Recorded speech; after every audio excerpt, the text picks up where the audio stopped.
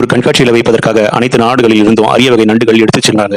இந்தியாவில் சார்பிலும் ஒருவர் எடுத்துச் சென்றார். மற்ற நாடுகளின் நண்டுகள் உள்ள டப்பாக்கள்ல பத்திரமாக மூடப்பட்டிருந்தது. ஆனா இந்தியாவை சேர்ந்தவரோ நண்டுகள் உள்ள டப்பாவை மூடாமலே எடுத்துச் சென்றார். அதை பார்த்த இன்னொரு நாட்டை சேர்ந்தவர், என்ன இது இப்படி மூடாம எடுத்துட்டு வர்றீங்களே, உங்க நாட்டு நண்டுகள் வெகு சுறுசுறுப்பானவை மட்டுமல்லாம ஆபத்தானவை அப்படின்னு கேள்விப்பட்டிருக்கேன் அப்படின்னு சொன்னார். இந்தியர் சொன்னாரு, ஆமா நீங்க சொல்வது உண்மைதான், எங்க நாட்டு நண்டுகள் மிகவும் ஆபத்தானதுதான். ஒரே ஒரு நண்டு மட்டும் எடுத்துட்டு வந்தா டப்பாவை மூடாமலே எடுத்துட்டு வந்திருப்பேன். ஆனா உள்ள நண்டுகள் நிறைய இருக்கு. இதுல ஏதாவது ஒரு நண்டு வெளியே வர வேண்டும் அப்படின்னு நினைச்சா மற்ற நண்டுகள் அதோட காலை பிடித்து பின்னாடி இழுத்து டப்பாவுக்குள்ள தள்ளி விட்டுரும்.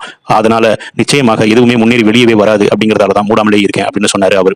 யார் எது செய்தாலும் எல்லாம் எனக்கு தெரியும் அப்படின்ற மனோபாவத்தில் விமர்சித்துக் கொண்டே இருப்பவர்கள் நெகட்டிவ் நண்டுகளின், அதாவது நபர்களின் முழு நேர பணி என்னன்னா, அவர்களை சுற்றி இருப்பவர்கள் யாராவது ஒரு அடி முன்னாடி எடுத்து வச்சா அவர்களை விமர்சனம் செய்து 4 அடி பின்னாடி இழுப்பதுதான். வெற்றிக்கு தேவை விமர்சனம் தானே அப்படின்னு நீங்கள் கேட்பது புரியுது. ஆனா யாரோட விமர்சனத்தை நம்ம எடுத்துக்கிறோம் அப்படிங்கிறது தான் முக்கியம். உங்க மேல அக்கறை உள்ளவர்கள் விமர்சனம் செய்தா அதை நம்ம கண்டிப்பாக ஏற்றுக்கொள்ளலாம். எந்த விமர்சனத்தை ஏற்றுக்கொள்ள வேண்டும் அப்படிங்கிறதையும் நாம புரிந்து கொள்ள வேண்டும்.